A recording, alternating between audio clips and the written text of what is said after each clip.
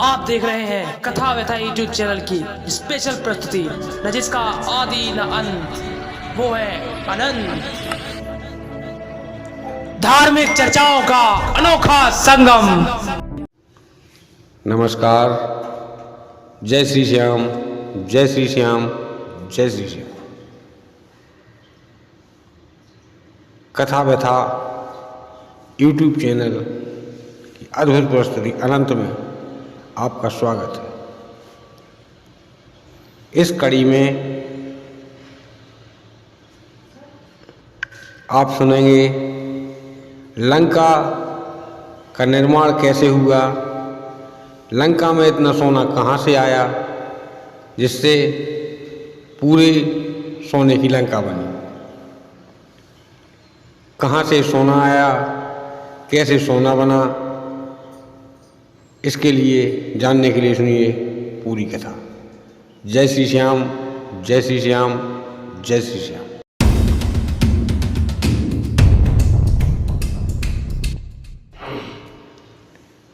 प्रसंग उस समय का है जब एक जंगल में एक हाथी रहा करता था और वह हाथी की 10 पत्नियां थीं। 10 पत्नियों के 100 पुत्र थे। हाथी का परिवार बहुत अधिक था, मदमस्त हाथी था। जंगल के राजा शेर भी उस हाथी से डरता था, क्योंकि आज भी कहा जाता है कि जिसके पास जिसकी लाठी उसी की भैंस। चाहे शेर क्यों ना हो, लेकिन 101 हाथियों 111 हाथियों के सामने शेर भी फीका पड़ जाता था।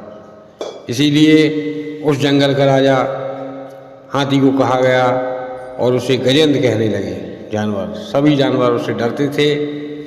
एक दिन की बात कि वह हाथी एक तालाब में, किनारे पर तालाब था, उस तालाब में स्नान करने गया। पत्नी, बच्चे, समस्त लोग उसमें स्नान करने लगे। स्नान करते करते धीरे धीरे सुबह से दोपहर हो गई। पत्नियों ने कहा चलो बाहर चलते हैं, अब बहुत समय हो चुका है। तब हाथी अपनी मदमस्तता में मद में चूर होकर बोला, नहीं, मैं सरोवर इस तरफ से उस तरफ जाऊंगा। बीच में सरोवर तालाब गहरा था। तब पत्नी ने कहा कि नहीं, उस गहरे सरोवर में मत जाइए, उसमें कोई जानवर हो सकता है जल का, जो आपको हानि पहुंचा सकता है। लेकिन उसे तो अपने पद का मत था, अपने अहंकार था, इसीलिए वह अंदर चला गया। जब वह अंदर गया तब उसने देखा उसी सरोवर में एक ग्रास रहा करता था। ग्राह का मतलब मगर से होता है। कई लोग मगर कहते हैं, कई लोग घड़ियाल कहते हैं, है वही बात। तब उस मगर ने देखा कि हाथी तो सरोवर की तलहटी में ही चला आ रहा है। तब उस मगर ने उस हाथी को पकड़ा और हाथी का पैर इस कदर पकड़ा कि हाथी सरोवर में अंदर घुसने लगा। हाथी ने अपने परिवार को पुकारा। परिवार को जैसे ही पुकारा, पूरा परिवार इकट्ठा हो गया। 10 हथनियाँ पूंछ से सूंड बांधते हुए आगे हुई और उनके 100 पुत्र भी खींचने लगे। एक दूसरे की सूंड में पूंछ बांधकर खिंचाई शुरू कर दी। इस प्रकार से उस मगर की ताकत इतनी अधिक थी कि ये 111 लोग भी इसे नहीं खींच पा रहे थे। 1 माह तक पुत्रों ने खिंचाई की। इसके बाद पुत्रों ने कहा कि हम थक चुके हैं, तुम्हें तो मरना ही है, बूढ़े आदमी हो, मरना ही है। यही मन में विचार कर पुत्र हाथी को छोड़कर जंगल में चले गए। इसके बाद पत्नियां ने साथ दिया और अगले 1 माह तक 10 पत्नियां हाथी के साथ रहीं। अब भूख प्यास से व्याकुल होकर वह हथनियाँ भी हाथी के संग छोड़ चुकी थी। जब कोई भी हाथी के पास नहीं रहा और उस ग्रास की ताकत और ज़्यादा बढ़ गई। और जैसे ही उसने हाथी को जल में खींचने के लिए, खाने के लिए खींचा, तब हाथी ने एक करुण पुकार की श्री हरि भगवान विष्णु से, और एक फूल, कमल का फूल वहीं पर था, वह फूल अपनी सूंड में रख कर उन्होंने कहा, हे प्रभु, अब मुझे बचाइए, आपके अलावा इस संसार में कोई नहीं बचा सकता है। इतनी कहने के बाद जब हाथी ने करुण पुकार लगाई और वह मगर या ग्रास हाथी को जब अंदर खींचने लगा, उस समय पे भगवान विष्णु क्षीर सागर में बैठे हुए थे। उन्होंने अपने वाहन गरुड़ से कहा कि हे गरुड़देव, जल्दी चलो, मुझे एक भक्त ने अति आवश्यक बुलाया है। उस समय पे गरुड़ भोजन करने के लिए बैठे ही थे। तब उन्होंने कहा, स्वामी थोड़ा रुकिए, मैं भोजन कर लूँ, इसके बाद मैं चलता हूँ। जिस प्रकार से आज होता है, गाड़ी मालिक बाहर खड़ा होता है और ड्राइवर अंदर भोजन कर रहा होता है तो मालिक के लिए रुकना पड़ता है, उसी प्रकार से वह भी उनके वाहन के मालिक थे या वाहन थे। इस प्रकार से गरुड़ ने जब रुकने के लिए कहा, तब शंभु ने भगवान ने सोचा, विष्णु भगवान ने सोचा कि यदि हम रुकेंगे गरुड़ के भोजन करने के समय तक, तब तो वहाँ पर सर्वनाश हो जाएगा, हाथी को वह ग्रास निगल जाएगा। और भगवान उसी अवस्था में, जिस अवस्था में बैठे हुए थे, उसी अवस्था में वहाँ पर प्रकट हो गए। तभी कहा गया है, गज और ग्रास लड़े जल भीतर, लड़त लड़त गज हारे, गज की टेर सुनी उन हरि ने, उपनय पाँव पधारे। भगवान बिना पैरों में कुछ पहने, खड़ाऊ पहने हुए और वहाँ पर प्रकट हुए।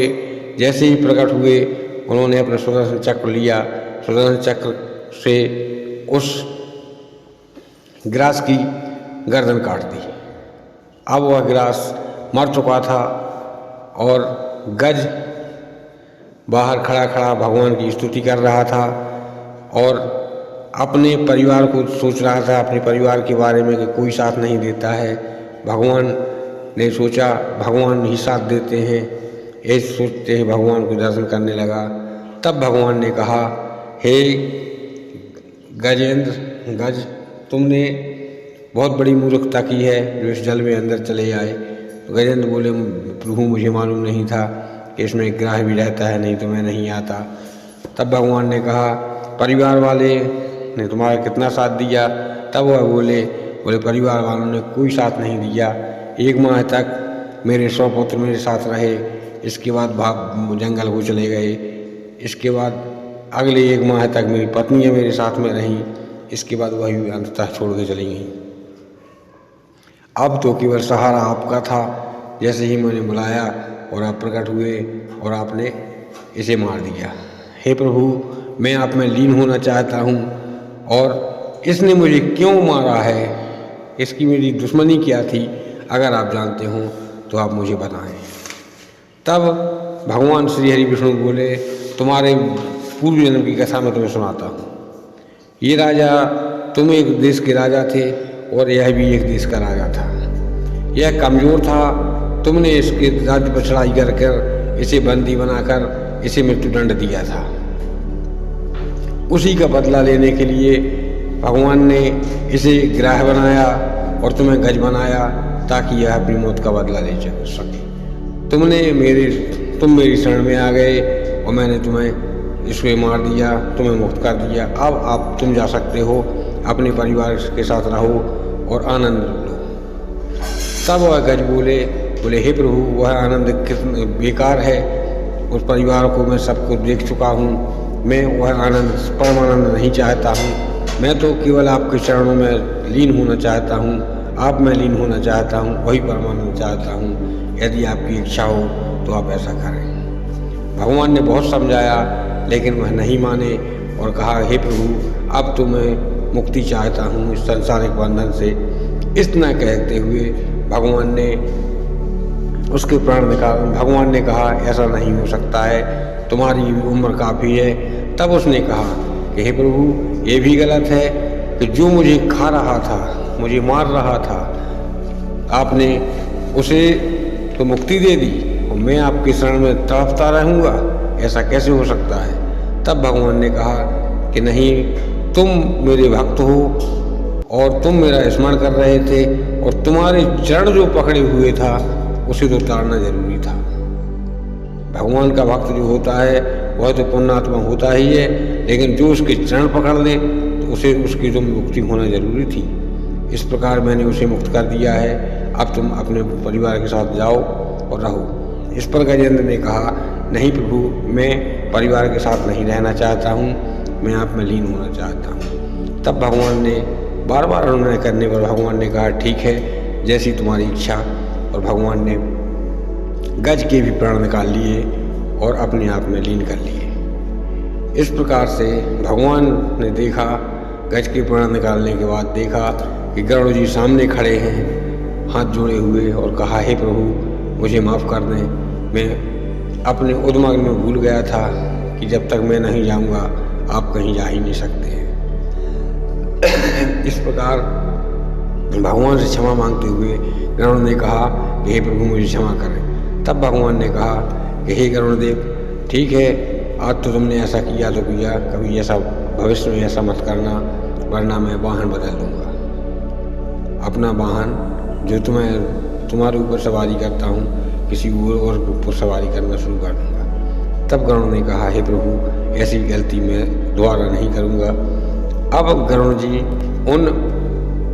उस गज को और उस ग्रास दोनों को देखने लगे, उनकी ओर देखा।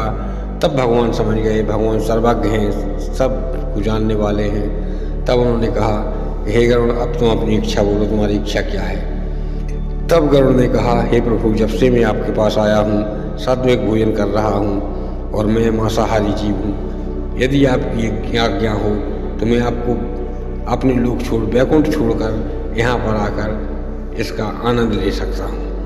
तब भगवान ने कहा, ठीक है, जब मैं वैकुंठ से आ सकता हूँ तो मैं वैकुंठ जा भी सकता हूँ, लेकिन एक चीज़ ध्यान रखना, तुम इनके लिए उठाना यहाँ से उठाकर एक ऐसी जगह पर ले जाओ जहाँ कोई आता जाता ना हो, नहीं तो इनकी हड्डियाँ और मांस गिरेगा, उसकी बदबू आएगी, प्राणी को कष्ट होगा।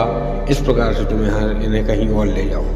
तब गरुड़ ने कहा, हे प्रभु, जब आप इतना बता रहे हैं तो वह जगह भी बता दीजिए। तभी भगवान श्री हरि सर्वज्ञ भगवान विष्णु ने कहा कि वह स्थान समुद्र के बीच में जाओ और एक टापू है, उस टापू पर इन्हें ले जाओ और वहीं पर इनका मांसाहार करना। इतना सुनकर गरुड़ जी एक पंजे में गज को दबाया, एक पंजे में ग्रास को दबाया और दोनों को लेकर आकाश में उड़ गए। भगवान अपने धाम को चले गए। जब गरुड़ जी आकाश में उड़ रहे थे, उड़ते उड़ते जब थक गए, तब उन्होंने सोचा कि चलो किसी पेड़ के नीचे बैठकर थोड़ा बहुत आराम किया जाए। और गरुड़ जी एक पेड़ के पर बैठते हैं। पेड़ की विशाल शाखा पर वह दोनों लाशें रखते हैं और जैसे ही खुद बैठते हैं तब उस शाखा में इतना दम नहीं था कि वह गज और ग्रास और गरुड़ का वजन झेल सके, और वह शाखा जमीन पर गिरने लगी। तब गरुड़ को संकेत आया, जिस प्रकार से आज फोन आता है उसी प्रकार श्रीहरि का संकेत आया कि हे गरुड़, क्या कर रहे हो, नीचे देखो, वहाँ सप्तऋषि तपस्या कर रहे हैं। इस पर बिना विलंब किए हुए गरुड़ ने अब उन दोनों को छोड़कर उस शाखा को ही बीच में पकड़कर वो आकाश मार्ग में ले उड़े। उड़ते उड़ते भगवान की कृपा से वह समुद्र के बीच में उस टापू पर पहुंचे। वहाँ पर गरुड़ जी ने उनका मांसाहार किया। जब मांसाहार किया तो ऐसा बताया गया है कि उस मांसाहार करने में मनुष्य के 3 वर्ष का समय गरुड़ जी को लगा। धरती के 3 वर्ष होते हैं, उन 3 वर्षों में गरुड़ जी ने उन मांसाहार किया, और जो उनका हड्डियों का ढेर था वह 3 जगह लग गया, 3 तरफ लग गया। तो इसीलिए यह बात सतयुग की है। लाखों वर्ष बीत जाने के बाद वह हड्डियाँ जमीन में समा गईं और उनके ऊपर बहुत सी रेत, धूल, मिट्टी चढ़ गई, और वह स्थान सुमेरु पर्वत कहलाया, जिस पर रावण की लंका थी। और वही हड्डी का जो समय व्यतीत होने के कारण वही सोना बना जिससे वह लंका बनाई गई। इस प्रकार से लंका में बाद में उन्हीं सोने की मदद से लंका बनी। लंका में रावण रहा, वो कथा सब आप लोग जानते ही होंगे। यह लंका निर्माण की कथा थी। इसके बाद विश्वकर्मा ने उसी सोने की मदद से रावण की लंका बनाई और रावण उसमें रहा। अब अपनी वाणी को यहीं विराम देते हुए जय श्री श्याम, जय श्री श्याम, जय श्री श्याम। अगर आपको कथा अच्छी लगे तो लाइक करें, शेयर करें, सब्सक्राइब करें, कमेंट करें। जय श्री श्याम, जय श्री श्याम, जय श्री श्याम।